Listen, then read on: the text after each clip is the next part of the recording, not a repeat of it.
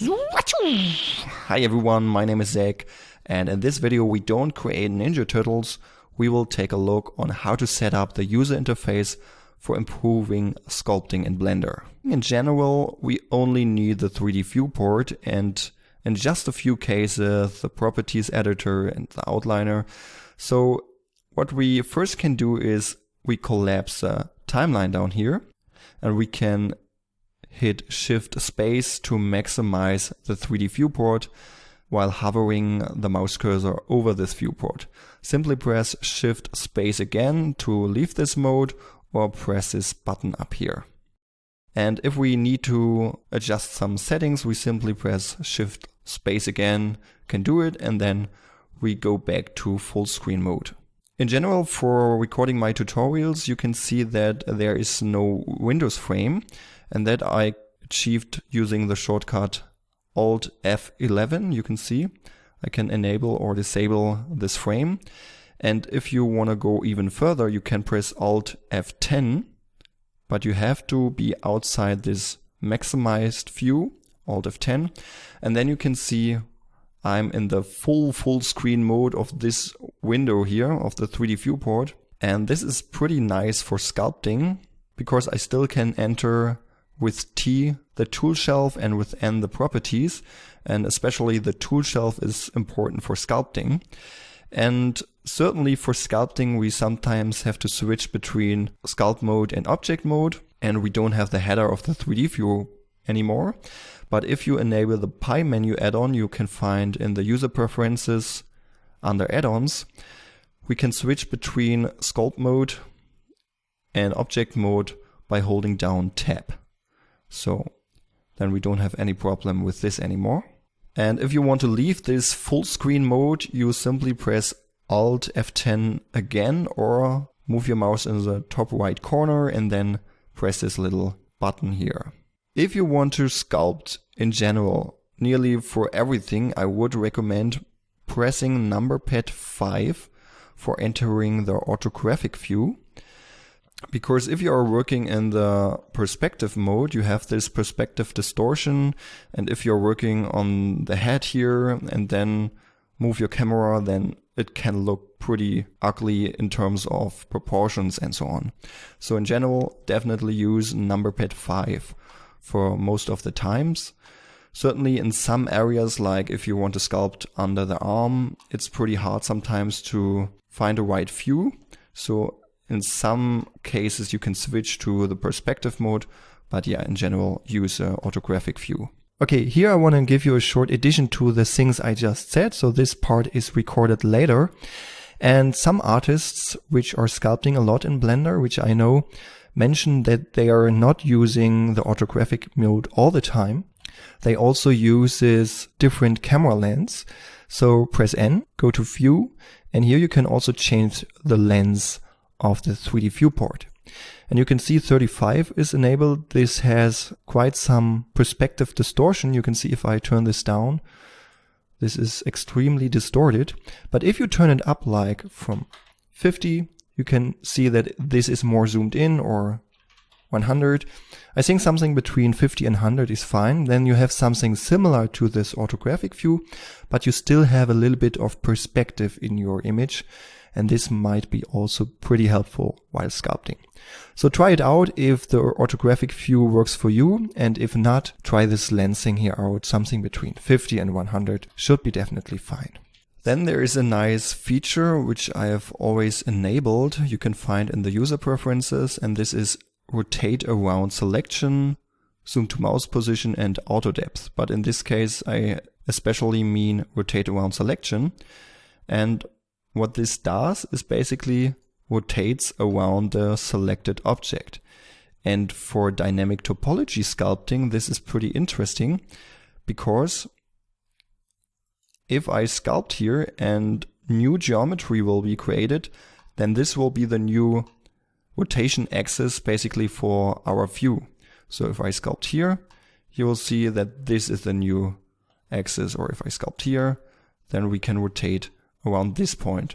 And this is just perfect, because if you're sculpting here and want to rotate, you can see this is working perfect, because then we don't shift the camera in some angles in which we don't see the actual thing we are sculpting on.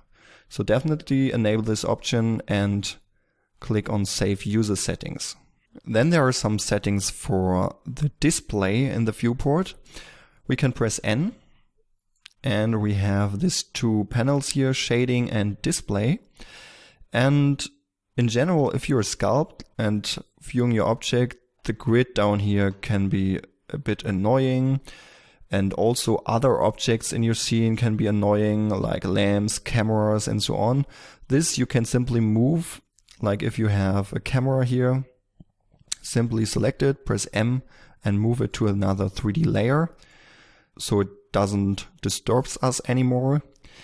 And in general, we can, for example, disable the outline selection, relationship lines. If you have set up parents and so on, you can disable the grid, but there's an easier way. Simply click on this only render button and then everything will be disabled which will not be rendered. So in this case, all the helping lines, grid and so on.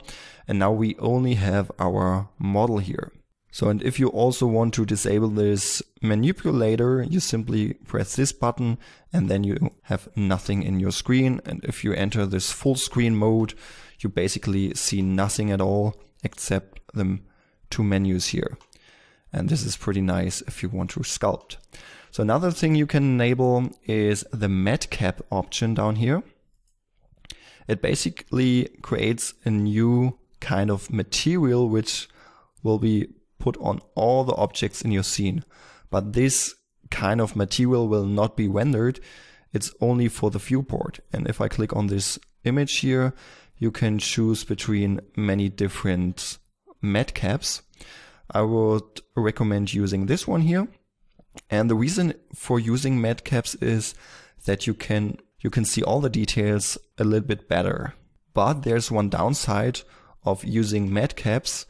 If you're sculpting with many polygons and so on, this can slow down your computer. But I will tell you a little bit more about speed improvements in another video. So for now we leave this on. And also another option is ambient occlusion. This basically, if I increase the strength, adds a shadow in all corners, in all places where surface is very close to each other. So, and this definitely helps us to see all the things we are sculpting much better and also how deep some things are. So you can see that this cave is much deeper than another crease here. So if you increase the strength, you can also change the distance if you just want to have a very thin shadow, or the samples if you want to have better quality. But also this option will slow down your computer if you sculpt with many polygons. So keeps the samples low, and if this is too slow in general, disable this option again. There's an alternative for the matte caps which will not influence the performance. So I disable these two options. And if we are going to the user preferences, pressing Ctrl-Alt-U, we have on the system the possibility to basically change the solid viewport shading lighting. So here you can change the 3 lights and also the color for the lights. And there's a nice add-on. It's called Quick Preferences. I've downloaded this. The link you can find in the description for this video. So as you can see, Quick Prefs, I installed this add-on. So this is not shipped with Blender, and I guess I already installed it. So I enable this and can save the user preferences if I like. So it will stay enabled. And then we have down here this new panel, Quick Preferences. And there you can see that we have the same options here and some nice presets. So I can click through the presets and you can see that it looks just a little bit similar to the matte caps. But as mentioned before, this will not slow down your computer. So, and this also helps, and you can simply change the position of the lights to match your sculpting so that you can see basically all the details you are creating much better. So yeah, if the matte caps are slow on your computer, this is one option you can choose. And this also allows you to add your own custom setups. Yeah, and that's basically it for setting up the user interface. And now we can start sculpting, basically.